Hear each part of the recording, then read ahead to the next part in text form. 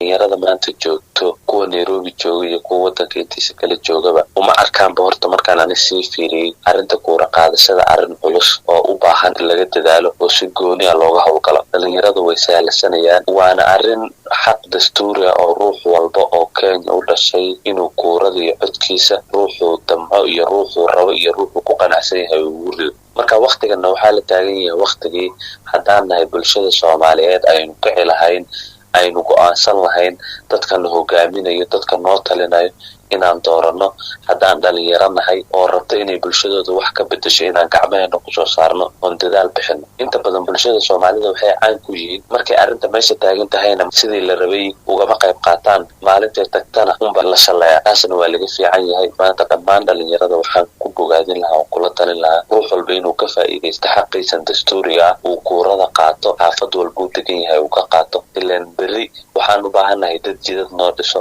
dad fikir la iman karo dad bulshada isku hayn karo. marka dadkaana anagoo gacmaha is wada qabsanay oo kuurooyinka goosanay oo horumar iyo hammi leh baan arinta ku gaari karnaa. marka dhammaan dhalinyarada waxaan kula talin lahaa horta inay ogaadaan arintan inuu yahay xaq dastuuri ah oo ruux walba iska leeyahay oo la rabo inaad ku dadaasho wada walba ku heli lahaydna aad u marto. waxaan kula talinayaa dhalinyarada inay arrimaha dhan iska xiraan oo qabiyaalad gees u dhigaan reer hebel iyo reer hebel laga baxo lagu tashto seen dhalinyaro ahaan horumar ku gaari karnaa bulshadeena wax ugu qaban karnaa. marka dhalinyarada waxaan kula talinayaa inay arrimahan iyo qabiyaalad iyo waxa dhan iska xiraan.